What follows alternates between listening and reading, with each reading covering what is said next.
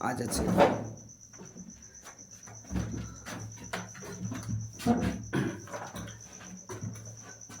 Class 10 का chemistry अभी metal और नॉन मेटल चल रहा है। चैप्टर नंबर 3 और इसका पार्ट कितना होने वाला है बच्चे बता दीजिए। आज इसका पार्ट 6 है, ठीक है ना। आज इसका पार्ट 7 है, हमें लगता है पार्ट 6 है। चलिए देखते हैं, पार्ट ये 7 है। हाँ पार्ट 5 पार्ट 6, हाँ कल पार्ट 6 आज 7 राइट। कहता है धातु एवं अधातु कैसे अभिक्रिया करती है। कल सबसे लंबा वीडियो बना था, करीब 1.5 घंटा की, ठीक है ना, जिसमें हमने शुरू से लेकर के अंतिम तक इलेक्ट्रॉनिक कॉन्फ़िगरेशन के बारे में सिखाया कि इलेक्ट्रॉन से इलेक्ट्रॉनिक कॉन्फ़िगरेशन कैसे रहते हैं, किसी आइटम में इलेक्ट्रॉन कहाँ रोटेट करता है, ठीक है ना। तो चलो आज देखते हैं इसके आगे की चीजें। जैसा कि आपको बताया कि 9वीं कक्षा में आपने अध्ययन किए, है ना, 9वीं कक्षा में आपने अध्ययन किया या नहीं किया, इसलिए पूरा 1-1.5 घंटे की क्लास चली। तो इलेक्ट्रॉनिक विन्यास की स्मरण कीजिए। हमने जाना कि संयोजकता कोषपूर्ण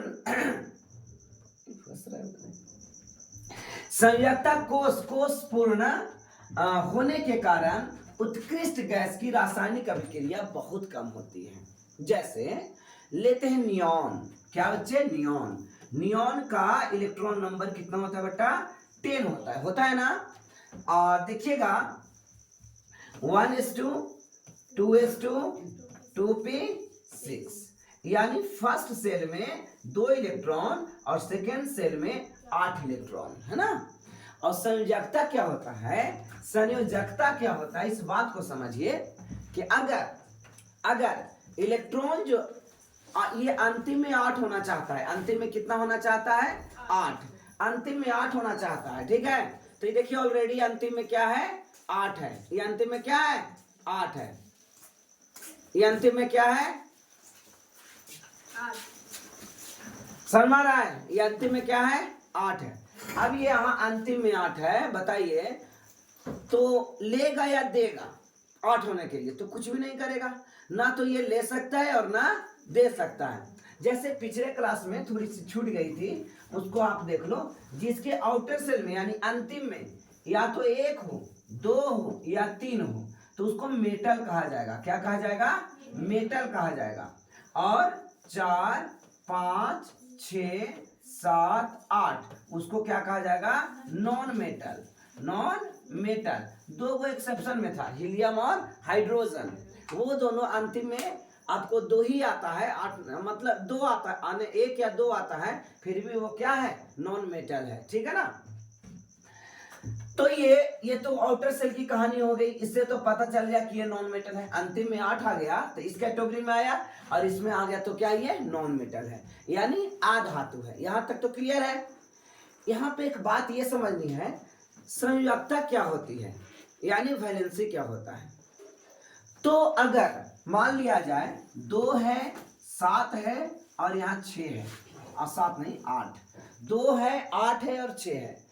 अब बताइए अंतिम में 8 होने के लिए ऑक्टेव में यानी अष्टक नियम फॉलो करने के लिए, यानी अष्टक का नियम फॉलो करने के लिए अंतिम में 8 होना चाहिए। अंतिम में 8 होने के लिए क्या करेगा, या तो 6 दे देगा, तो जब 6 दे देगा तो बताइए 8 है ना बचा, या तो 2 लेगा, तो आसान नजदीक वाला कौन है ये देखना चाहिए। तो 2 लेगा तो 8 हो जाएगा, इसलिए इसका वैलेंसी जो होगा वो -2 होगा। कितना वैलेंसी होगा, -2। समझ में आया। अगर किसी के अंतिम में इस प्रकार से है, 2 है, 8 है और फिर 7 है। अब बताइए 8 होने के लिए क्या करेगा, 1 लेगा, तो इस पर चार्ज हो जाएगा -1। समझ में आया बच्चे, इस पर क्या चार्ज हो जाएगा, -1।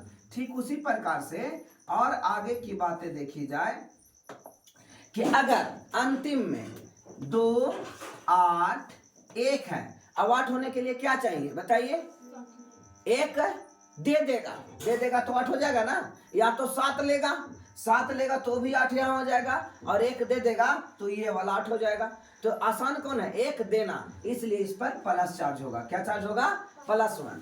अगर यहाँ 2 होता तो 2 दे देता, तो 2 देना आसान था, 6 लेना मुश्किल है, तो इस प्रकार से इस पर +2 चार्ज हो गया। ठीक है, तो आपको समझ में आ गया होगा कि संयोजकता है। तो कह रहे संयोजकता कोष पूर्ण है, तो संयोजकता कोष यहाँ पूर्ण है, 8 होना चाहिए, तो ये 8 है। किसमें? अक्रिय में। किसमें 8 है? अक्रिय में। उत्कृष्ट गैस, अक्रिय को उत्कृष्ट गैस कहते हैं। उत्कृष्ट गैस में कौन कौन आएगा? तो helium, neon, argon, helium, neon, argon, krypton, xenon और रेडॉन आएगा। ये टोटल क्या है? अक्रिय गैस है, उत्कृष्ट गैस है। ठीक है ना, नोबेल गैस है। सब नाम एक है, एग्जाम में यहाँ से क्वेश्चन आती है। ठीक है, निम्नलिखित में कौन सा अक्रिय गैस है, नोबेल गैस है, उत्कृष्ट गैस है? सब बात बराबर है। तो जिसके अंतिम में 8 आ जाए या फिर 2 आए, 2 या 8 होना चाहिए। ठीक है ना, लेकिन क्या होता है, जैसे हीलियम में अंतिम में 2 आता है, ठीक है, या तो 2 होना चाहिए या 8 होना चाहिए। ओके, चलो, तो इस प्रकार ये क्या है? 8 है। अतः रासायनिक अभिक्रिया बहुत कम होता है ना, नहीं ये तो दे पाएगा और नहीं ले पाएगा। इसलिए हम तत्वों की क्रियाशीलता को संयोजकता कोष में पूर्ण करने की प्रवृत्ति को रूप में समझ सकते हैं। तो पूर्ण करने की प्रवृत्ति को समझे थे? नहीं समझे? कि अंतिम में 8 होना चाहिए और है अंतिम में 2, तो क्या करोगे? 2 दे दोगे। अंतिम में 8 होना चाहिए, है 6, तो क्या करोगे? 2 ले लोगे। है अंतिम में 7, अब 8 करने के लिए क्या करोगे? 1 लोगे, तो -4 हो जाएगा। इस प्रकार से वैलेंसी हम संयोजकता को समझते हैं। वैलेंसी जो रहता है वो बॉन्ड बनाने में, है ना, वैलेंस इलेक्ट्रॉन ही बॉन्ड बनाने में पार्टिसिपेट करता है। कौन? Valence electron. आइए कुछ और तथ्य पर बात करते हैं।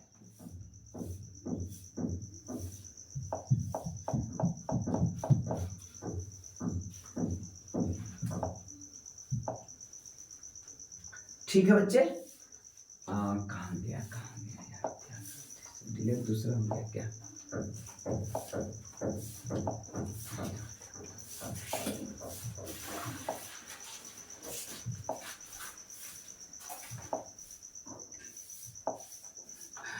तो इतना बातें आप लोग को समझ में आ गया?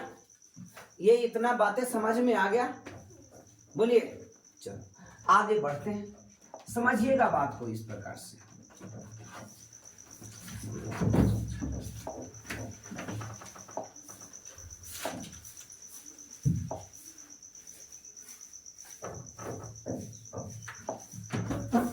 देखा जाए,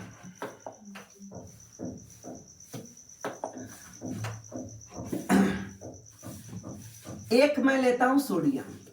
ये क्या है बेटा? सोडियम। सोडियम के इलेक्ट्रॉन नंबर कितना होता है? 11। कितना होता है?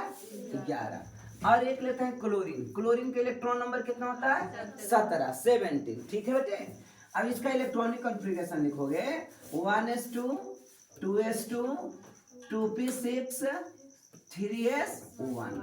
ठीक है ना, और इसका जब इलेक्ट्रॉनिक कॉन्फ़िगरेशन लिखेगा 1s2 2s2 2p6 3s2 और 3p5, है ना। काउंट करके देख लो, 2 और 2 4 6 10 10 2 12 12 5 17 हो गया।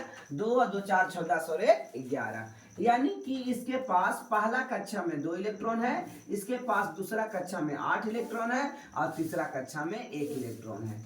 समझ में आया? ठीक है ना। आइए अब यहाँ देखते हैं, पहला कक्षा में 2 इलेक्ट्रॉन, ये कक्षा को दर्शाता है। 1 किसको दर्शाता है? सेल नंबर को, है ना, सेल को।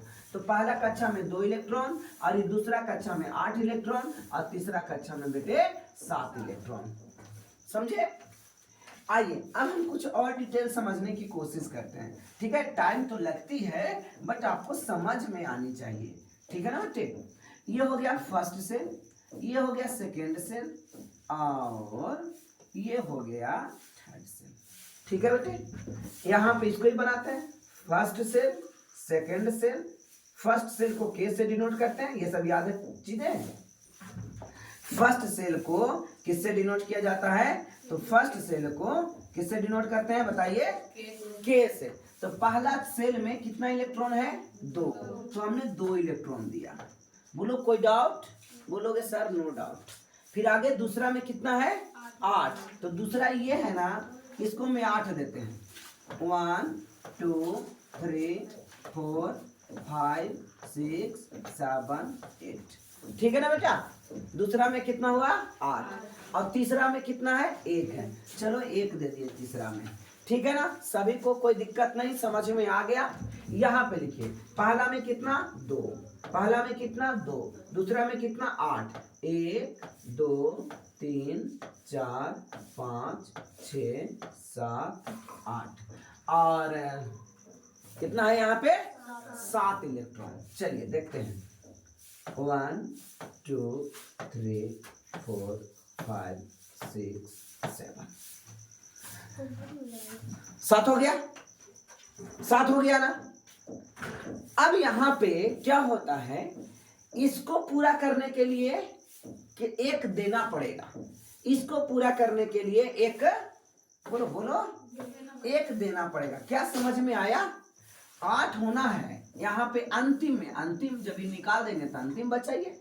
ठीक है ना, 8 होना है तो इसके पास 2 शर्त है, या तो 7 ले लो और नहीं तो 1 दे दो, जो आसान लगे उसे ही करो।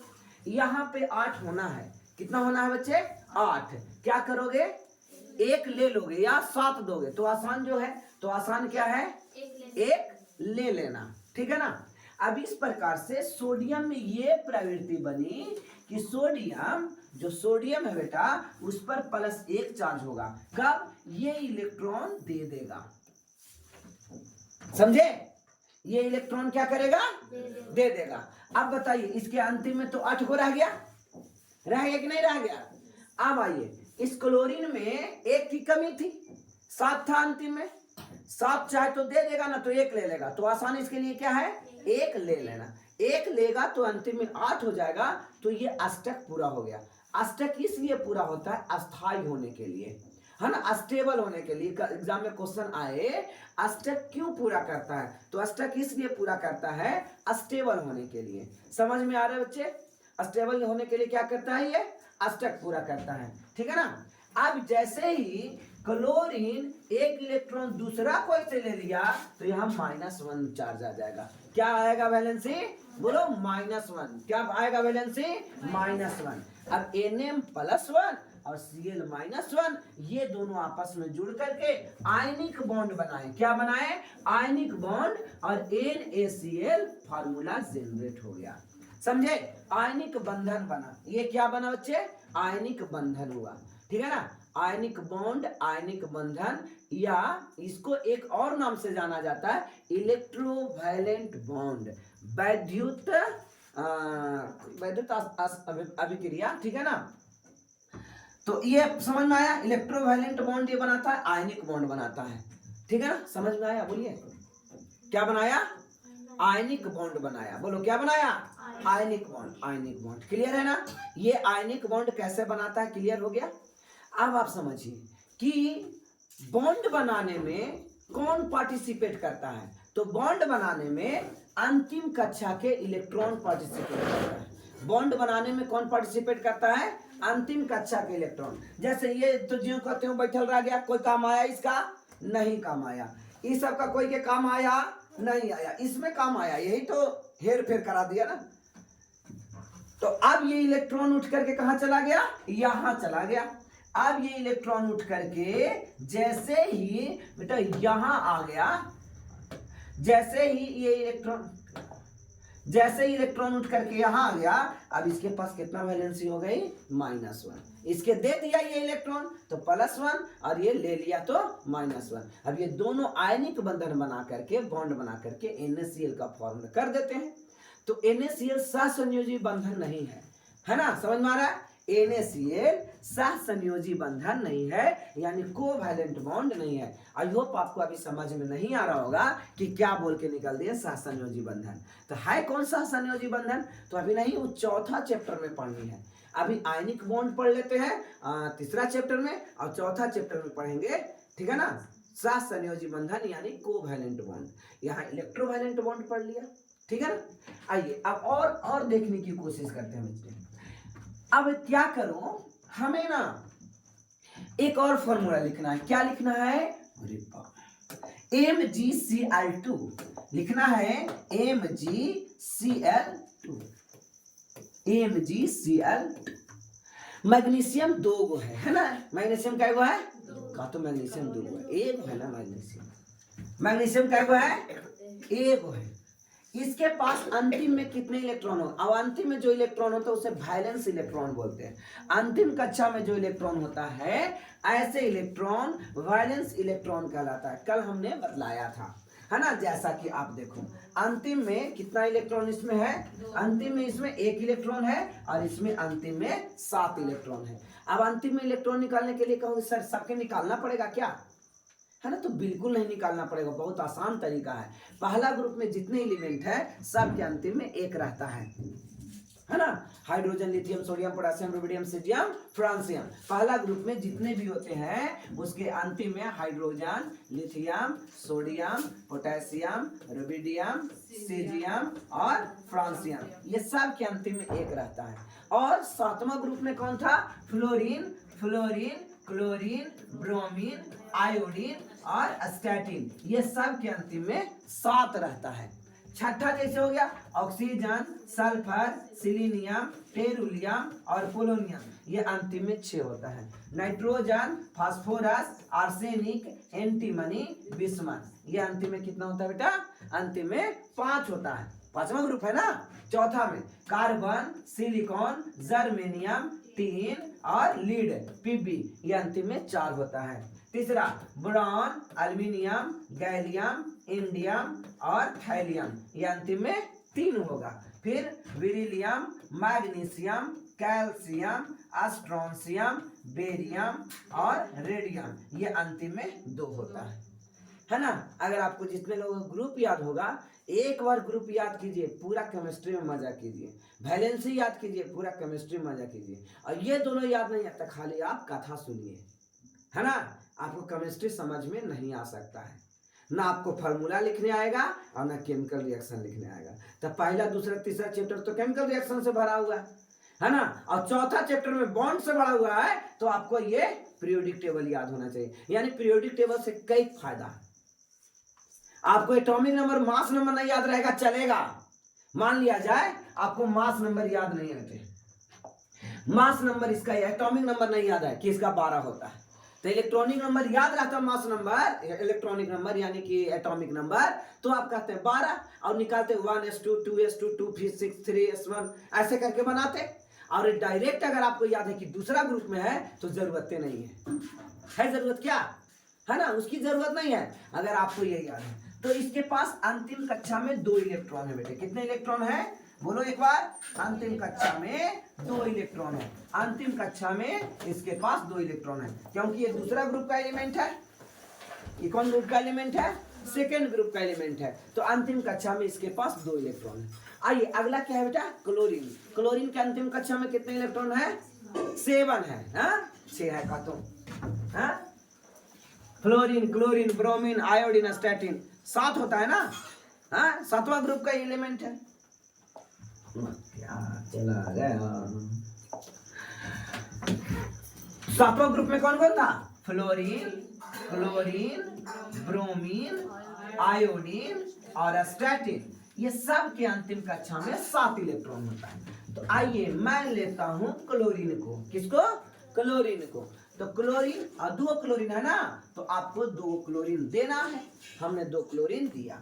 अंतिम कक्षा में कितने इलेक्ट्रॉन है बेटे? तो अंतिम कक्षा में 7 इलेक्ट्रॉन है। 1 2 3 4 5 6 7 है ना। 1 2 3 4 5 6 7, यह हो गया 7 इलेक्ट्रॉन। इसको आप डॉट और क्रॉस से भी दे सकते हैं। मन है तो इसको क्रॉस कर दो और मन है तो इसको डॉट करो कि पहचान में आ जाए कि क्लोरीन का था कि मैग्नीशियम का था। ठीक है ना। अब बताइए स्टेबल होने के लिए क्या करेगा?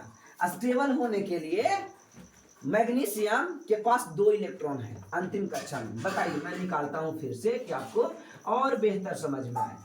मैग्नीशियम पर 12 होता है electron number, that means atomic number 12 होता है। अब 1s2, 1s2, 2s2, 2p6, 3s2 हो गया। अब यहाँ पे 2 और ये 8 और ये कितना? 12 हो गया। अंतिम कक्षा में कितने इलेक्ट्रॉन है? 2। अब बताइए स्टेबल होने के लिए क्या करेगा? 2 इलेक्ट्रॉन को देगा कि 6 को लेगा? आसान क्या है, 2 इलेक्ट्रॉन को दे देना, ठीक है ना। तो 2 इलेक्ट्रॉन किए देने, यानी कि इसको डोनेटिंग पावर है, डोनेटिंग कैपेसिटी है। अब ये क्या किया, 1 इलेक्ट्रॉन को यहां दे दिया, और ये क्या किया, 1 इलेक्ट्रॉन को यहां दे दिया। समझ में आ रहा है बच्चे, दे दिया ना। अब जैसे ही दिया तो क्लोरीन पर कितना चार्ज हो गया, -1 हो गया। 8 को पूरा हो गया, 1 2 3 4 5 6 7 8 हो गया ना पूरा। एकरा पर ट्रांसफर हो गया, तो ट्रांसफर होने के वजह से, लेने के वजह से माइनस चार्ज आ गया, और यहाँ पे इसके वजह से प्लस चार्ज आ गया, लेकिन इलेक्ट्रॉन गायब हो गया। जो इलेक्ट्रॉन है वो था, वो इलेक्ट्रॉन तो इस पर चला गया, तो गायब हो गया। यहां भी इलेक्ट्रॉन क्या हो गया बेटे, यहां भी इलेक्ट्रॉन गायब हो गया, और इलेक्ट्रॉन वाला कहां चला गया, उस पर 1 2 3 4 5 6 7 8। अब बताइए, इस पर आ गया निगेटिव, क्लोरीन पर क्या आ गया, निगेटिव आ गया ना, क्लोरीन पर नेगेटिव। मैग्नीशियम पर अब कितना हो गया, +2 चार्ज हो गया। मैग्नीशियम पर बोलो बेटा कितना हो गया, +2 चार्ज हो गया। अब क्लोरीन पर कितना चार्ज है, -1 एक, लेकिन ऐसा क्या क्लोरीन, 2 क्लोरीन, तो यहाँ 2 दे दो, ठीक है ना। अब इस प्रकार से ये केमिकल रिएक्शन कंप्लीट कर लिया, और ये आयनिक बॉन्ड बनाया। आयन के ट्रांसफर होने के कारण, चार्ज या इलेक्ट्रॉन के ट्रांसफर होने के कारण जो बॉन्ड बनता है उसे आयनिक बॉन्ड कहते हैं। आयनिक बंधन या इलेक्ट्रोवैलेंट बॉन्ड क्या होता है, इलेक्ट्रॉन के ट्रांसफर होने के कारण जो बॉन्ड का फॉर्मेशन होता है, जो बॉन्ड का निर्माण होता है, ऐसे बॉन्ड को आयोनिक बॉन्ड बोला जाता है। क्या बोला जाएगा, आयोनिक बॉन्ड। बोलो कोई दिक्कत। इस प्रकार से हमने बना लिया MgCl2। यहाँ इसको लिखने का ये तरीका, जब चार्ज बैलेंस हो जाएगा तो ये MgCl2 कंप्लीट हो गया, ठीक है ना। एक और देखते हैं, एक और देखिए क्या है, AlCl3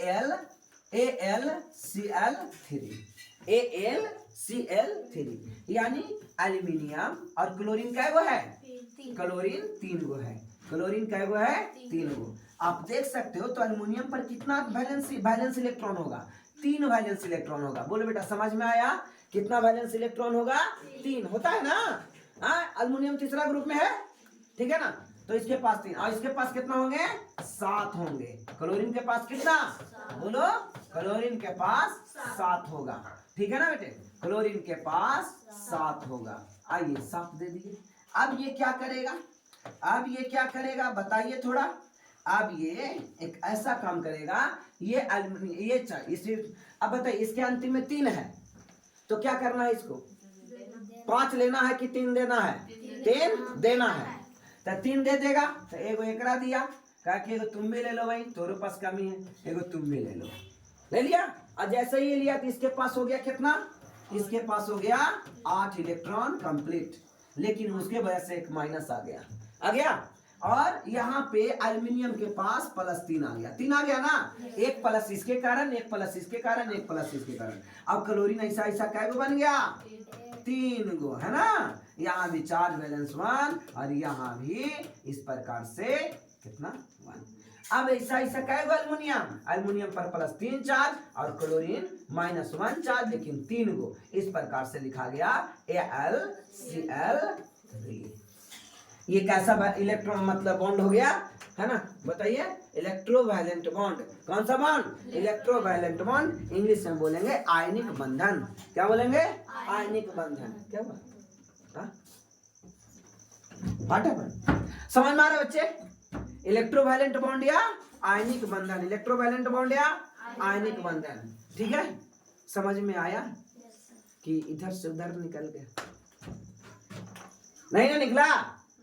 चलिए अब आइए, कहता उत्कृष्ट गैस का मतलब समझे बच्चे, अक्रिय गैस। अक्रिय गैस में कौन कौन था, हीलियम,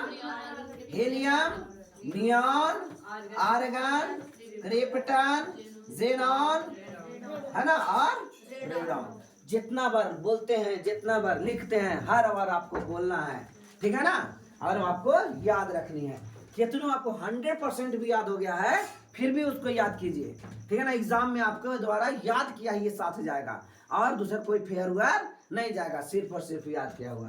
तो helium, neon, argon, krypton, xenon, radon. और जितना ज्यादा याद है उतना आप जल्दी बनाइएगा तो भारी वाला क्वेश्चन में टाइम मिल जाएगा। और यही सब क्वेश्चन हल्का हल्का के सोच सोच के बनाइएगा तो भारी क्वेश्चन छूट जाएगा, है ना। एग्जाम में का तरीका है कुछ हल्का क्वेश्चन देना, कुछ मॉडरेट क्वेश्चन देना यानी बीच वाला, और कुछ क्वेश्चन भारी देना, है ना। ये एग्जाम का तरीका, किसी भी एग्जाम हो, कोई भी एग्जाम हो, ठीक है ना।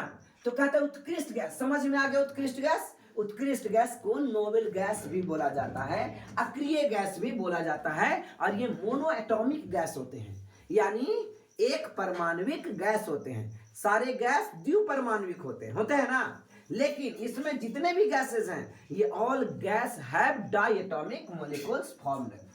अब इस प्रकार से उत्कृष्ट गैस एवं कुछ धातुओं तथा अधातुओं के इलेक्ट्रॉनिक विन्यास पर ध्यान दीजिए। पहले उत्कृष्ट गैस पर ध्यान दो। तो उत्कृष्ट गैस को लिखोगे तो अंतिम में देखोगे कि या तो 2 आएगा या तो 8 आएगा, समझ में आ रहा। और अगर धातुओं को इलेक्ट्रॉनिक विन्यास पर ध्यान दोगे तो अंतिम में या तो 1 आएगा या तो 2 आएगा या तो 3 आएगा, ये धातु हो गया। और अधातु या तो 4 आए, 5 आए, 6 आए, 7 आए, ठीक है ना। सबका तरीका है। ये हो गया दो सिर्फ एक्सेप्शन एगो के लिए है, हीलियम के लिए। किसके लिए? हीलियम के लिए। हीलियम एक्सेप्शन है इसलिए काट दीजिए। तो अंतिम में अगर तो ये भी तो अधातु हुआ। अक्रिय गैस क्या है? अधातु है। अक्रिय गैस क्या है? अधातु है। और ये धातु है। अक्रिय गैस के अंतिम में 8 रहता है। अब बताइए, 1 बनाया 2, 8 और फिर से आया 8। इसके पास ऑलरेडी पहले से 8 मौजूद है, तो ये देगा और लेगा, कुछ ही करेगा? कुछ नहीं करेगा, तो ऐसा ही खड़ा रहेगा। जैसे ये आप देख रहे थे 7 गो था ये ना, इसीलिए तो ये क्या कर रहा था? एगो ले रहा था। इसके पास 3 गो था तो 3 गो दे रहा था। अब इसके पास क्या है? 8 है।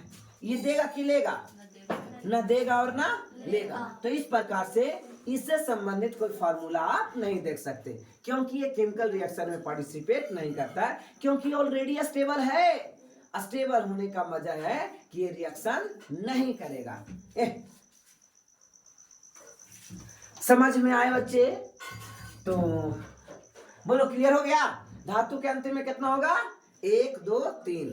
अधातु के अंतिम में क्या होगा? 4 5 6 7 और 8।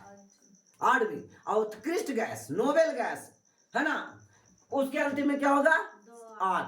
2 या 8, 2 1 के लिए सिर्फ और सिर्फ हीलियम के लिए, है ना। एक्सेप्शन में हीलियम और हाइड्रोजन पीरियोडिक टेबल का एक्सेप्शन है, समझना। पीरियोडिक टेबल का एक्सेप्शन हीलियम और हाइड्रोजन ही है। बोलो बच्चे, यहाँ तक किसी को कोई प्रॉब्लम? तो आप कहो सर कोई प्रॉब्लम नहीं, तो आगे बढ़ा जाए, ठीक है ना। आइए, अब कहता है 3.3 सारणी में देखिए। चलिए पहले सारणी को देखते हैं। सारणी 3.3 के सारणी, कहाँ गया सारणी? ये है 3.3 के सारणी, ठीक है ना। 3.3 के सारणी। अब यहाँ पे मैं सबका निकालता हूं, एक एक का निकालता हूं। हीलियम का 1s2 होगा। नियॉन का कितना होता है बेटा? 10 होता है। तो क्या होगा? 1s2 2s2 2p6 हो गया। और आर्गन का क्या हो गया? 1s2 2s2 2p6 3s2 3p6। यानी इसमें इलेक्ट्रॉन हो गया सिर्फ 2। कितना हो गया? 2। इसमें कितना हो गया? 2 और 8। और इसमें क्या हो गया? 2 8 और 8। क्या ये समझ में आ रहा है बच्चे? हाँ, पहला में रहता है तो के सेल में रहता है, बताया था ना। पहला में होगा तो क्या होगा? के सेल होगा। पहला में अगर होगा तो के सेल में होगा। जैसे इसके लिए सिर्फ और सिर्फ एगो, और इसके लिए 2 गो, इसके लिए बनाना जी, हो गया। तो बच्चे आप इसको एक बार गौर से फरमाइए, कितना इलेक्ट्रॉन आ रहा है? 2 इलेक्ट्रॉन। इसमें कितना इलेक्ट्रॉन आ रहा है? कितना इलेक्ट्रॉन? 2 पहला में और दूसरा में 8। ठीक है, 2 और 8। इसको में कितना? पहला में 2, दूसरा में 8, दूसरा में कितना? 8। है ना, टिक्का भुक्का कर रहे हैं जी। अब तिसरकों में भी 8। तो इस प्रकार से आपको ये लाइनें समझ में आ गई होगी। क्या आप क्वेश्चन पूछेगा तो आप बता दीजिएगा के सेल में कितना इलेक्ट्रॉन होगा, एम सेल में कितना इलेक्ट्रॉन होगा, एन सेल में कितना इलेक्ट्रॉन होगा, एल सेल में कितना इलेक्ट्रॉन होगा। तो उत्कृष्ट गैस में तो या तो 2 और नहीं तो 8। 2 सिर्फ एगो के लिए, और वो किसके लिए? हीलियम के लिए। किसके लिए? हीलियम। और सब के अंतिम में 8 आएगा। चलिए हम लोग जो कहा उसकी बात को मान लिए, अब पीछे चलते हैं। तो हमने सारणी 3.3 को देख लिया। देख सकते हैं ये सोडियम परमाणु के बातम को है, सोडियम परमाणु है ये नहीं था जी, कहाँ दिखाया हो। आइए अब आता है धातु। कौन है? बोलो धातु के अंतिम कक्षा में कितना इलेक्ट्रॉन होंगे? 1, 2 या 3। 1 या 2 या 3। तो देखो अंतिम कक्षा में फरमाओ, यहाँ क्या है? यहाँ कितना है? 2। यहाँ कितना है? 3। यहाँ कितना है? यहाँ कितना है? 2। क्या समझ में आ रहा है? तो आपने जो देखा वो समझ में आ गया। भले ही इसको पूरा अच्छा से डिटेल हमने समझा दिया। इलेक्ट्रॉनिक कॉन्फ़िगरेशन नहीं समझ में आएगा तो कोई फायदा नहीं है। समझ में आ गए बच्चे? जो जो बात कहा इसकी बात को माने। अब आइए पीछे की ओर चलते हैं। तो कहा सोडियम परमाणु के बातम कक्षा में केवल 1 इलेक्ट्रॉन है। कितना इलेक्ट्रॉन? 1 इलेक्ट्रॉन है। देखा था ना कितना इलेक्ट्रॉन है? 1। यदि एम सेल में इलेक्ट्रॉन को त्याग दिया जाए, आइए हम अपने से एक और बनाते हैं। ये आपको 1, 2 सोडियम को Na लिखते हैं, 11 होता है। 1s2 2s2 2p6 3s1 है 1। यहाँ कितना? 1। यहाँ यानी पहिलका में कितना आया? अरे बोलो तो 2। दूसरका में 8। तीसरा में 1। अब जो कहा उसको बात मानिए। कहता सोडियम परमाणु के बातम सेल में, बातम कोष में। तो पहला कोष का नाम क्या हो गया? पहला कोष का नाम के। पहला कोष के नाम क्या हुआ था? के। हाँ क्या हो गया? कौन बोला था? के बोला? के एल एम। तो पहला कक्षा था ये। दूसरा कक्षा सोडियम परमाणु के बातम कक्षा में केवल 1 इलेक्ट्रॉन है। बातम कक्षा मतलब समझना सारे बाहरी वाला कक्षा में इलेक्ट्रॉन कितना? 1। यदि आप एम कोष में, एम कोष मतलब एम सेल के 1 परमाणु का त्याग दिया, तो एम सेल में यही है ना। अब इस परमाणु को त्याग दिया जाए तब एन सेल के बातम कक्षा बन जाएगा। ये जब खत्म कर दोगे बेटा तो अब बातम कक्षा है ना बन जाएगा। बातम कक्षा ये बनेगा जिससे अस्थाई अष्टक उपस्थित होंगे, यानी 8 गो हो जाएगा। और जब 8 गो होगा तो उसको अष्टक बोला जाता है। जब 8 होगा तो उसको क्या बोला जाता है? अष्टक। अब तुरंत बताया था, ऑक्टेव रूल्स को यही फॉलो करता है। इस परमाणु के नाभिक में 11 प्रोटॉन है। नाभिक में कितना प्रोटॉन है? अरे भैया बताओ तो समझ में आ रहा है। अगर यहाँ पे 11 तो ऊपर में वेट कितना? 23। वेट कितना? 23। अब इलेक्ट्रॉन प्रोटॉन न्यूट्रॉन पिछले साल बताए थे, मतलब पिछले क्लास में कौन कौन था? Electron proton neutron. तो इलेक्ट्रॉन कितना होगा? याद करो, इलेक्ट्रॉन नीचे वाला, प्रोटॉन नीचे वाला और न्यूट्रॉन ऊपर से नीचे घटा दो, है ना। तो आपने क्या देखा? आपने देखा इलेक्ट्रॉन 11 हो रहा है, प्रोटॉन 11 हो रहा है और न्यूट्रॉन हो रहा है 23 माइनस 11 यानी 12। 23 माइनस 11 यानी 12। बोलो समझ में आया? है ना।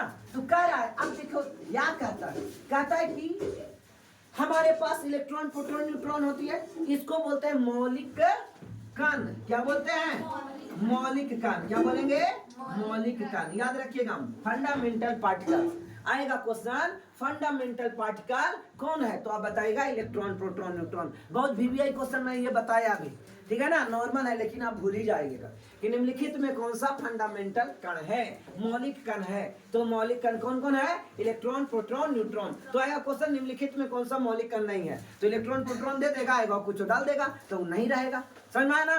तो इलेक्ट्रॉन, प्रोटॉन, न्यूट्रॉन क्या है बेटे, मौलिक कण है। क्या है, यानी फंडामेंटल पार्टिकल्स है। फंडामेंटल पार्टिकल कौन हो गया, इलेक्ट्रॉन, प्रोटॉन और न्यूट्रॉन, मौलिक कण है या मौलिक कण, मौलिक कण है। इलेक्ट्रॉन, प्रोटॉन, न्यूट्रॉन मौलिक कण है, लिखिए इलेक्ट्रॉन, प्रोटॉन, न्यूट्रॉन क्या है बच्चे, मौलिक कण है। अब आओ ध्यान दो, जिसमें कहता है, अब देखिए आपको बताया कि ये सेल हो गया, दूसरा सेल हो गया और ये तीसरा सेल हो गया, तीन वो यहाँ पे सेल बताए, एक सेल, दो सेल और ये तीन सेल। तब जब इलेक्ट्रॉन कहाँ होता है, तो इलेक्ट्रॉन देखिए वाला तो दर्शा रहे थे, एक इलेक्ट्रॉन ये हो गया, एक इलेक्ट्रॉन हो गया, ऐसे ऐसे जो दर्शा रहे थे ना, ये इलेक्ट्रॉन होता है। ये क्या होता है बेटे, इलेक्ट्रॉन होता है। बोलो समझ में आ गया, ये क्या होता है, इलेक्ट्रॉन होता है। और एक लास्ट में था इलेक्ट्रॉन। प्रोटॉन कहाँ रहता है, इसके नाभिक में, नाभिक मतलब नाभि में, बीचवा में प्रोटॉन रहता है, और एक में न्यूट्रॉन भी रहता है। प्रोटॉन और न्यूट्रॉन नाभिक में होता है, और इलेक्ट्रॉन कक्षा के चारों ओर घूमता है ना, किसी भी सेल के चारों ओर घूमता है, वो हो गया इलेक्ट्रॉन। प्रोटॉन और न्यूट्रॉन कहाँ होता है, नाभिक में, याद रहेगा। प्रोटॉन और न्यूट्रॉन कहाँ होगा, अरे बोलो तो, प्रोटॉन और न्यूट्रॉन कहाँ होगा, प्रोटॉन और न्यूट्रॉन कहाँ होगा, प्रोटॉन और न्यूट्रॉन कहाँ होगा, समझ में आ रहा है, प्रोटॉन और न्यूट्रॉन कहाँ होगा। तो कहता है नाभिक में कितना प्रोटॉन होगा, तो बताइए प्रोटॉन कितना निकाले, निकाले कि नहीं निकाले, आपको निकालने आता है कि नहीं आता है, पहले सिखाया था। लेकिन इलेक्ट्रॉन की संख्या 10 होने के कारण इलेक्ट्रॉन 10 हो जाएगा, ये वाला इलेक्ट्रॉन मत तो भगा दोगे, हाँ इलेक्ट्रॉन क्या होगा, भागेगा ना, एक इलेक्ट्रॉन दे देगा। सोडियम एक इलेक्ट्रॉन क्या करेगा, दे देगा। जब सोडियम एक इलेक्ट्रॉन दे देगा, हम समझे कि डांस कर रहे होते हैं, नहीं, सोडियम एक इलेक्ट्रॉन दे देता है। अब जब सोडियम एक इलेक्ट्रॉन देगा, अब इलेक्ट्रॉन गिनिए कितना इलेक्ट्रॉन पड़ा, ई वाला में 8 गो, ई वाला में 2 गो, ई वाला में 8 गो, 10 है ना, 10 इलेक्ट्रॉन है और 11 प्रोटॉन है ना। देखो दिक्कत होने वाली बातें हैं यार। और दो चार्जों के बीच आकर्षण होता है, दो चार्जों के बीच क्या होता है, अब छोटे बच्चे इतना समझ सकते हैं कि दो चार्जों के बीच आकर्षण, यानी पॉजिटिव और नेगेटिव के साथ आकर्षण होगा और नेगेटिव नेगेटिव हटाएगा। तो यहाँ पॉजिटिव और इधर नेगेटिव, इलेक्ट्रॉन नेगेटिव होता है, प्रोटॉन पॉजिटिव और न्यूट्रॉन कुछ ना होता है, समझ में आया। इलेक्ट्रॉन क्या होता है बच्चे, इलेक्ट्रॉन क्या होता है, नेगेटिव, इलेक्ट्रॉन नेगेटिव, इतना हल्का चीज बताते हो इसे बोलते हो, हाँ। इलेक्ट्रॉन क्या होता है, नेगेटिव, इलेक्ट्रॉन क्या होता है, नेगेटिव, और प्रोटॉन क्या होता है, पॉजिटिव, प्रोटॉन पॉजिटिव, प्रोटॉन चल ठीक है, प्रोटॉन क्या होता है, पॉजिटिव होता है, ठीक है ना। अब आप यहाँ पे देख सकते हो इलेक्ट्रॉन तो 10 हो गया और प्रोटॉन 11 हो गया, शक्तिशाली प्रोटॉन है, यानी कि इसके पास प्रोटॉन वाला क्षमता आ गया, ठीक है ना। इसलिए या इसे धन आवेश की अधिकता होती है, नहीं अधिकता हो गई, 11 प्लस है और 10 माइनस है, तो 10 माइनस और 11 प्लस में 10 प्लस माइनस का आंसर। जैसे एग्जांपल समझिए, मैं एक स्लैब लेता हूं, क्या स्लैब, इसको बोले स्लैब, हाँ यहाँ ये हो गया स्लैब, ठीक है बच्चे। आइए देखते हैं इसमें 1 2 3 4 5 6 7 8 9 10 11, सोडियम में 11 प्रोटॉन है, सोडियम में 11 क्या है बच्चे, प्रोटॉन है, और निगेटिव एगो तो सोडियम निकल गया था, नेगेटिव इलेक्ट्रॉन, सोडियम प्लस। तो यहाँ 1 2 3 4 5 6 7 8 9 10, ठीक है। अब आइए काटम कुटिम करते हैं, 1 प्लस से 1 माइनस कैंसल, 1 प्लस से 1 माइनस कैंसल, 1 प्लस से 1 माइनस कैंसल, 1 प्लस से 1 माइनस कैंसल, 1 प्लस से 1 माइनस, इस प्रकार से प्लस माइनस कैंसल होते जा रहा है, हो रहा है ना। अंतिम में क्या बचा, ठीक है ना। आइए ऐसे एक तरीका और, ये तो हमने समझ लिया क्या दिखता हो गया। अब दोनों के एक स्लैब में डालते हैं, ठीक है ना बेटे। अब प्लस का एगो है, प्रोटॉन का एगो है, तो प्रोटॉन 11 गो है और न्यूट्रॉन का एगो है 10 गो। अरे ससुर न्यूट्रॉन है कि इलेक्ट्रॉन है, हाँ इलेक्ट्रॉन 10 गो है। जे आया मन में बकते गए। प्लस का एगो है बेटे, अरे बोलो तो, हाँ कै गो, 4 और 3 7 7 2 9 10 और 1 11, ठीक है ना। 11 प्रोटॉन हो गए और इलेक्ट्रॉन कितना 10। 1 2 3 4 5 6 7 8 9 10 हो गया। अब आइए ये पूछेगा कि कैसा ये मतलब ये जो स्लैब बनाया ये पॉजिटिव स्लैब है कि नेगेटिव स्लैब है, कैसे है ना, चेक करिए। कहिए एक प्लस से माइनस कटेगा, माइनस कटेगा कटेगा कटेगा कटेगा कटेगा कटेगा कटेगा कटेगा कटेगा, ज्यादा काट दिया, बच गया अंतिम में क्या, एक प्लस, ठीक है ना। एक प्लस वन, तो ये कैसा चार्ज लेके रहेगा, कहेगा हम तो भाई प्लस चार्ज है, इस पर पॉजिटिव चार्ज डेवलप हो गया। चलिए एक और बनाते हैं, एक और बनाते हैं बच्चे, समझिएगा। Plus plus plus plus plus plus और बनाते हैं 1 2 3 4 5 6। अब ये कैसा है, अब ये कैसा है बोलिए। Plus minus plus minus plus minus plus minus plus minus plus, कैसा है, न्यूट्रल है, यानी ये उदासीन है। ये परमाणु उदासीन हुआ, ये परमाणु धनात्मक हुआ।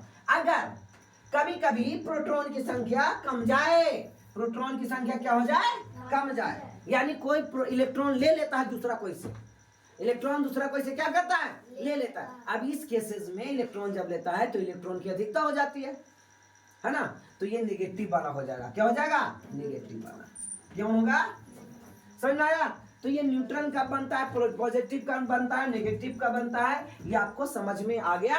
अब इस प्रकार से, लेकिन इलेक्ट्रॉन की संख्या 10 होने के कारण इस पर धनावेश आ गया। 10 इलेक्ट्रॉन में दे दिया तो 10 गो आ गया, तो 10 गो से 10 गो कट जाएगा तो एक गो बचेगा। क्या बचेगा, एक पी यानी एक प्रोटॉन बचेगा। इस वजह से प्रोटॉन यानी सोडियम धनायन प्रदान करता है। दूसरी ओर चलिए, दूसरी ओर देखते हैं।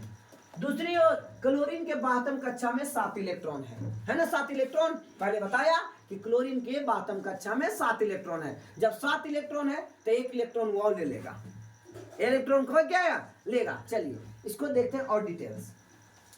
हमने ये बनाया फिगर क्लोरीन का, ठीक है। किसका ये फिगर बना, अरे बको तो किसका मिला, क्लोरीन का। क्लोरीन का 17 होता है, कितना होता है, 1 2 3 4 5 6 7 8 9 10 हो गया। 10 इसमें 10 कैसे होगा, हाँ 8 ही वाला और 2 10, 17 होता है ना। 1 10 11 12 13 14 15 16 17, ठीक है। एक इलेक्ट्रॉन दूसरा से ये ले लेता था, याद आ रहा है ना। एक क्या करता था, दूसरा से ले लिया। अब बताइए क्लोरीन के पास, बेटा क्लोरीन के पास 17 यहाँ है और ये 35 36 37 मानिए 37, मानने के लिए 35.5 होता है, ठीक है। 35.5 होता है, लेकिन हम मान लिए, माने तो कैसे होता है, जैसे मानो अगर हम पूछे कैसे मान लिए हैं। मानो कि यह एक लड्डू है, कैसे मान लिए लड्डू है, अरे माने कह रहे हैं यार, नहीं समझ में आया क्या, मानने वाला में क्वेश्चन नहीं, ये आइसोटॉप्स है। ओके आइए चलो गोली मारते हैं इसको। इलेक्ट्रॉन बताओ कितना, 17, प्रोटॉन कितना, तो एक पास प्लस चार्ज क्या होगा, 17 गो होगा ना। प्रोटॉन कितना होगा, 17, और इलेक्ट्रॉन पहले से था 17, इलेक्ट्रॉन पहले से कितना था, 17, एक दूसरा से मंगा लिया, घट रहा था ना, इसके पास 8 होने के लिए घट रहा था, तो दूसरा जगह से एक इलेक्ट्रॉन क्या किया, मंगा लिया। तो चलो एक इलेक्ट्रॉन आ गया। जब एक इलेक्ट्रॉन आया तो 17 और 1 18, क्या इलेक्ट्रॉन हो गया हो, 18 इलेक्ट्रॉन। तभी मजबूत कौन बना, पॉजिटिव की नेगेटिव, है ना। 17 को 17 कट जाएगा, लेकिन एगो नेगेटिव वाला बच जाएगा, इसलिए इस पर -1 चार्ज आएगा, यानी ऋण आयन होगा। क्या होगा, ऋण आयन। तो यही वाली बात है। तथा अष्टक पूरा होने के लिए इसे एक इलेक्ट्रॉन की आवश्यकता होगी। अंतिम कक्षा में 8 होने के लिए एक इलेक्ट्रॉन चाहिए। यदि सोडियम क्लोरीन की अभिक्रिया कराएं तो सोडियम द्वारा त्याग किया गया, जो सोडियम एक इलेक्ट्रॉन दिया था, हम सूर्य पर बताए थे, है ना, त्याग किया गया, एक इलेक्ट्रॉन क्लोरीन ग्रहण कर लेता है। एक इलेक्ट्रॉन ग्रहण करके क्लोरीन परमाणु इकाई ऋण आवेश प्राप्त करता है, यानी इकाई मतलब एक ऋण आवेश प्राप्त किया, क्योंकि नाभिक में 17 प्रोटॉन थे, है ना, जो KLM, ये हो गया K, ये हो गया L और ये हो गया M में 18 इलेक्ट्रॉन होते हैं, और इसके क्लोराइड में क्लोरीन आयन प्राप्त कर लेगा, है ना, आयन होगा, 18 हो गया। कहता है दोनों तत्वों के बीच आदान प्रदान संबंध स्थापित होगा, और चित्र रेतना में आप इस संबंध को देख सकते हैं। नजर आ रहा है, आ रहा है नजर, ठीक है ना। और ये विपरीत आवेश होने के कारण, सोडियम के पास प्लस होने के कारण, सोडियम के पास प्लस, क्लोरीन के पास माइनस, विपरीत आवेश होने के कारण परस्पर आकर्षित हो जाते हैं, यानी अट्रैक्ट करता है, और ये स्ट्रॉन्ग इलेक्ट्रोवायलेंट बॉन्ड बनाता है ना, स्थिर वैद्युत बंध बनाता है। क्या बनाता है, इलेक्ट्रोवायलेंट बॉन्ड या स्टैटिक्स बॉन्ड बनाता है। याद रखिएगा कि दोनों के बीच कौन सा बॉन्ड होता है, तब मजबूत स्थिर वैद्युत बल बनता है।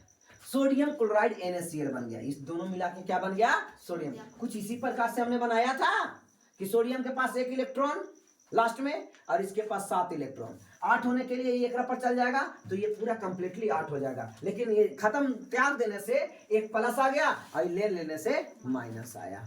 बोलो कोई दिक्कत, ठीक है ना। ध्यान देने योग्य बात है कि सोडियम क्लोराइड के अणु के रूप में नहीं पाया जाता है, बल्कि यह विपरीत आवेशों का समुच्चय होता है। मतलब ये विपरीत आवेश होते हैं। यहाँ जैसा कि आप देखिए, पहले से 2 था, 8 था और 7 था, ये 7 था, लेकिन एक इलेक्ट्रॉन ले लिया, ले लेने के वजह से इस पर कितना हो गया, 8 हो गया। और ये दे दिया, पहले से 1 था, ये दे दिया, तो इस वजह से ये खाली हो गया, यहाँ पे 2 और 8 बच गया, तो इस पर 10 हो गया इलेक्ट्रॉन, कितना 10 इलेक्ट्रॉन, और इस पर कितना इलेक्ट्रॉन हो गया, 18 इलेक्ट्रॉन हो गया।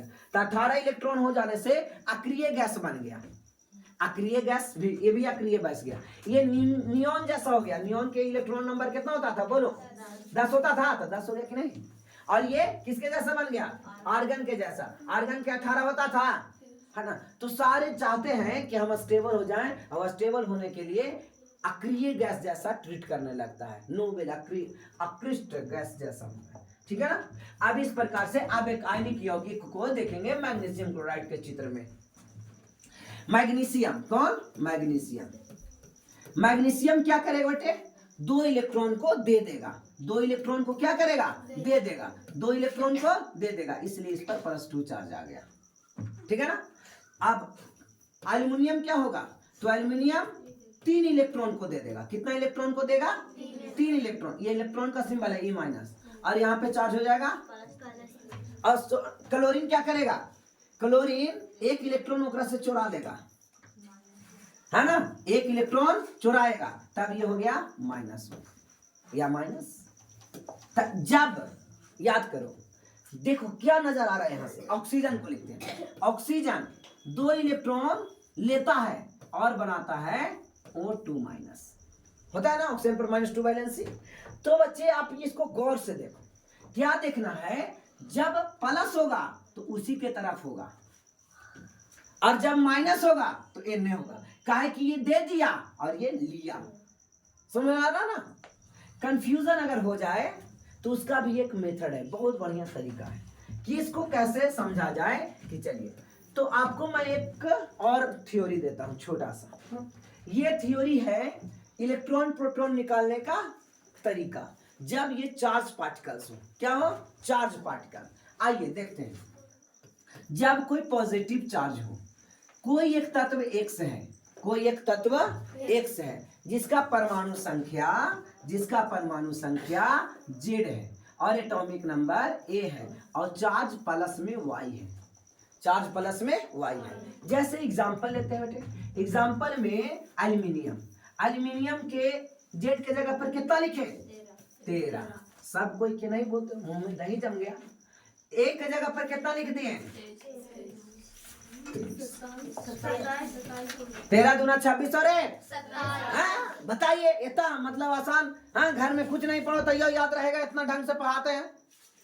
13 दूना 26 और 1 और इस पर चार्ज कितना? प्लस 3, ठीक है ना। अब आइए, इसके जैसा देखने में लग रहा है ना? है ना। अब आइए, कहेगा इलेक्ट्रॉन निकाले, तो इलेक्ट्रॉन में होता है जेड माइनस वाई। क्या होगा? Z minus Y. और प्रोटॉन में जेड, न्यूट्रॉन में ए माइनस जेड। अब इसी को देखा, इसकी यहाँ पे काम करो। इलेक्ट्रॉन निकालो बेटा, तो इलेक्ट्रॉन जेड, जेड लिख दिए। जेड की जगह पर क्या लिखेंगे? 13, और माइनस है तो माइनस लिखेंगे, और 3 है तो 3 लिख दिया। बताइए कितना आ गया आंसर? ए लड़का बतियाता है, कितना आ गया? यानी 10 इलेक्ट्रॉन हो गए। यानी जब 3 चार्ज रहेगा तो इलेक्ट्रॉन 10 हो गया। जब 3 चार्ज रहेगा तो इलेक्ट्रॉन कितना हो गया? 10। सोडियम में भी आपने ऐसा ही देखा था, ठीक है ना। प्रोटॉन क्या होगा बेटे? 13। न्यूट्रॉन, इससे चोरी करो, A minus Z, A minus Z, 27 minus 13, neutron 27 minus 13 यानी 14 न्यूट्रॉन। क्या बच्चे आपको समझ में आया? बोलो, समझ में आया? कहा लेट करी रे? हाँ, फिर से फोन लगाए? हाँ, तुम्हारी मम्मी अच्छी नहीं है ना। बच्चों को सिर्फ पैदा करना जानती है, पालना नहीं। आई बात समझ में बच्चे? यहाँ पे क्या मिला आपको?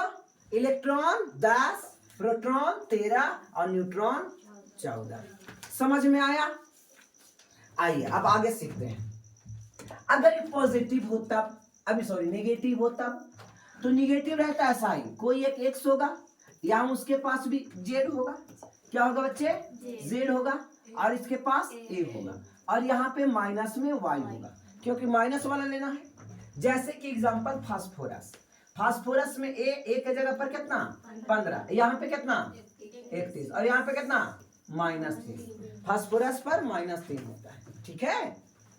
अब बताइए, इसका इलेक्ट्रॉन निकालेंगे तो माइनस के जगह पर माइनस नहीं देखना है, खाली देखना है कि फार्मूला में क्या कहता है। तो जेड प्लस वाई बना बनाया फार्मूला है, ये नहीं कि माइनस वाई पुट कर दीजिएगा तो फिर तो माइनस से दे देगा, तो पहले जैसा हो जाएगा, ठीक है ना। और प्रोटॉन कितना हो जाएगा बेटे? जेड, और न्यूट्रॉन पहले जैसा ए माइनस। यहाँ पे देखो, इलेक्ट्रॉन कितना? 15, और प्लस कितना? कितना आ गया? समझ में आया? यहाँ पे प्लस है तो प्लस, ये नहीं कि -3 पुट कर दीजिएगा तो फिर तो वही बतिया जाएगा, है ना। आइए, प्रोटॉन कितना हो जाएगा? डायरेक्ट जेड यानी 15, और न्यूट्रॉन कितना आएगा? 31 माइनस 15 बराबर 16 न्यूट्रॉन 15 प्रोटॉन। क्या समझ में आया बच्चे? अब मैं आगे पूछूं, आप लोग जवाब देंगे? चलिए जवाब लगाइए। तो एक मैं एक एलिमेंट लेता हूं सोडियम, इसके पास 11 है, ये 23 है, और चार्ज प्लस 1 है। बताइए इलेक्ट्रॉन कितना होगा? कितना होगा? जब प्लस रहे तो घटा दो, केकरा में? एकरा में। जब प्लस रहे तो घटा दो, तो हो गया 10। प्रोटॉन कोई चेंज नहीं, 11। न्यूट्रॉन है ना, 23 में से 11 घटा दो 12, और 23 में से 11 घटाना बड़ी आसान है, एकरा से एक आगे कर दो, आंसर हो जाएगा। जेकरा में 14 15 जो था ना, एक ज्यादा जो हो जाता है तो अगला आंसर वो हो जाएगा, ठीक है। आइए दूसरा क्वेश्चन पूछते हैं बच्चे। ऑक्सीजन, इस पर -2 चार्ज होता है, यहाँ पे 8 होता है, और ये 16 होता है ना। परमाणु संख्या 8, परमाणु द्रव्यमान 16, परमाणु द्रव्यमान 16, और वैलेंसी बोलो कोई दिक्कत नहीं। आइए, तो इलेक्ट्रॉन कितना होगा बेटा? 10। सबको समझ में आ गया? जब माइनस होगा तो प्लस, है ना। 8 और 2 10 हो गया। प्रोटॉन कितना हो गया? 8 हो गया। और न्यूट्रॉन कितना हो गया? बोलिए 8। कैसे? 16 में से 8 गया 8। कितने लोग को समझ में आ रहा? हाथ उठाइए एक बार। आइए अगला देखते हैं, फ्लोरीन। फ्लोरीन पर होता है 9, 9 दूना 18 है 19, और यहाँ पे -1। इलेक्ट्रॉन कितना होगा? इलेक्ट्रॉन होगा 10। Very good. कितना इलेक्ट्रॉन होगा? 10, 10। प्रोटॉन कितना होगा? 9। और न्यूट्रॉन कितना होगा? बताए ना, जब दोगुना से ज्यादा हो रहा है तो ये आंसर। तो बच्चे समझ में आ रहा है ना? इस प्रकार से आपको निकालने आएगा। और देखिए कैल्शियम, कैल्शियम पर +2 चार्ज होता है। कितना चार्ज होता है? +2। यहाँ पे होगा 20, तो यहाँ होगा 40। इलेक्ट्रॉन कितना? 18। प्रोटॉन 20। न्यूट्रॉन 20। क्या समझ में आया? सबको समझ में आ रहा है ना?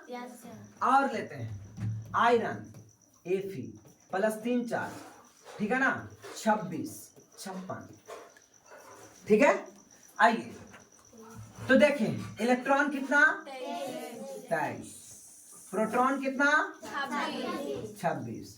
और न्यूट्रॉन कितना? 27। हर वर्ग है घटाओ। 56 में से 26 घटाओ, क्या आता है? 30 आया। तो आपको ये बातें समझ में आ गया? इलेक्ट्रॉन, प्रोटॉन और न्यूट्रॉन निकालने का तरीका आ गया। चलिए अब बैक टू सिलेबस। सिलेबस पे चलते हैं। कहाँ गया हो सिलेबस?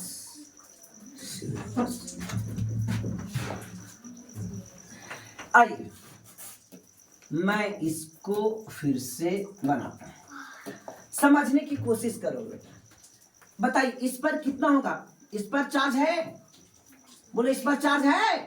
हट, इस पर चार्ज है सोडियम पर? या कुछ प्लस माइनस लिखा है? नहीं सर। तो यहाँ पे ये चार्ज नहीं है। तो बताइए इलेक्ट्रॉन कितना होगा? यही होगा ना। तो इलेक्ट्रॉन कितना होगा? 11 होगा। प्रोटॉन कितना होगा? 11 होगा। और न्यूट्रॉन कितना होगा? इस पर चार्ज है? तो इस पर इलेक्ट्रॉन कितना होगा? 10 होगा ना। और प्रोटॉन कितना होगा? 11। न्यूट्रॉन कितना होगा? समझ में आया बच्चे? तो मैं आपको ये बतलाना चाह रहा हूं कि इस पर टोटल 11 इलेक्ट्रॉन है।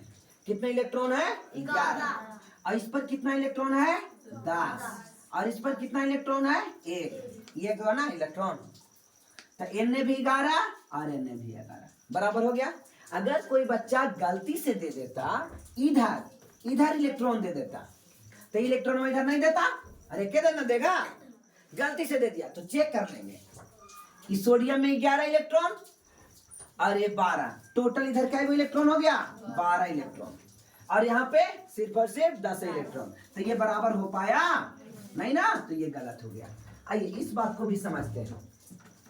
समझिए, अब आप चेक करो, यहाँ पे 12 रहेगा, यहाँ 12 होगा, यहाँ 13 होगा, 13 होगा, यहाँ पे 17 होगा, 17 होगा, 8 होगा, 8। ऑक्सीजन में 8 होता है ना?